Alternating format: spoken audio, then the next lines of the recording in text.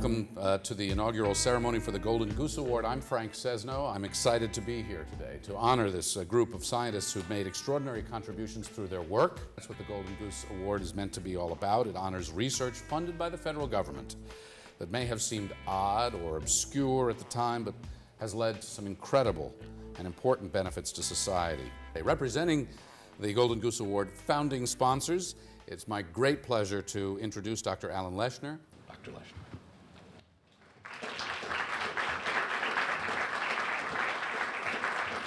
Thank you, Frank. You can tell that I find all of this very exciting. I couldn't wait to get up here. On behalf of the science and engineering community, on behalf of the founding organizations, I want to thank Congressman Cooper and his congressional colleagues for coming up with the idea and for supporting it. I can tell you I've been in Washington for 30 years trying to look for a vehicle through which we could connote the fact that basic research is good for you, that there are unexpected benefits of it, and you ought to do it. And this has turned out to be a fabulous vehicle.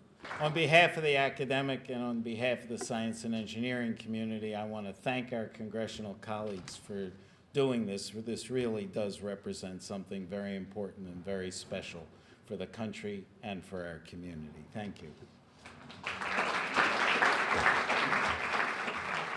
So now, I'd like to introduce the man who had this great idea a long time ago, finally seeing it come to fruition today, a great supporter of science and golden geese all over the place, Congressman Jim Cooper of Tennessee.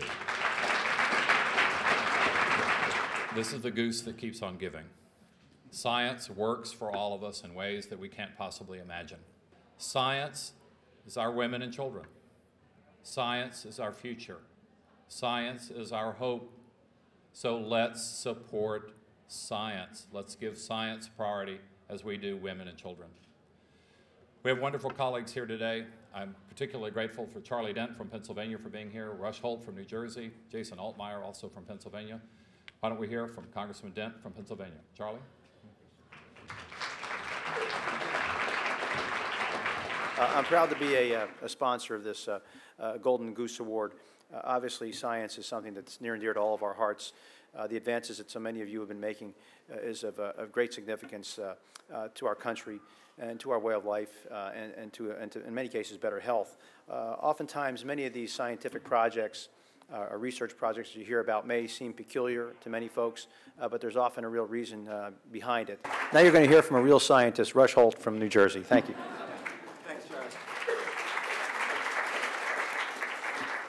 Thank you, Charlie. That just goes to show that legislators shouldn't be treating themselves as peer reviewers.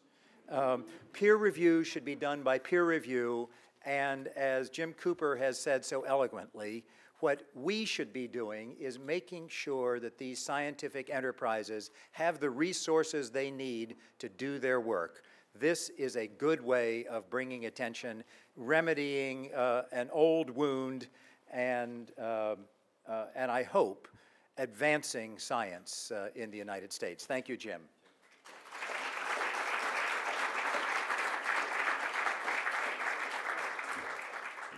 The point of today is, number one, to recognize the great work of some people who have literally changed the world because of their research, and we're going to do that. But it's also through the work of Jim Cooper and everyone that you've heard from to show our colleagues and to show the American people that it really is worthwhile, that this type of government spending makes a huge, monumental difference. Thank you all for being here. Thank you especially to my congressional colleagues who are here. I look forward to seeing the awardees.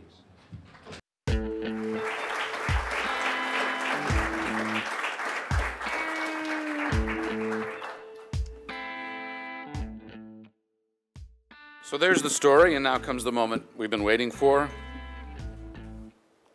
The Golden Goose Awards. The first Golden Goose Award goes to Eugene White, Rodney White, Delaroy, and the late John Weber for their work on coralline ceramics.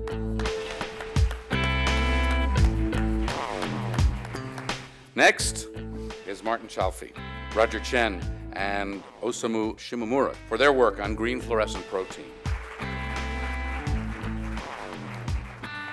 finally, the man who inspires us not only in science, but on the playing field of life. The third Golden Goose Award goes to Charles Towns for his invention of the mazer, which led to development of the laser, and so much more.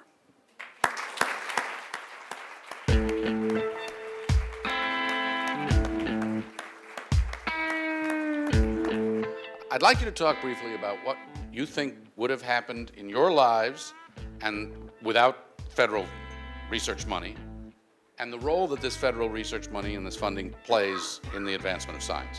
Who wants to go first with that?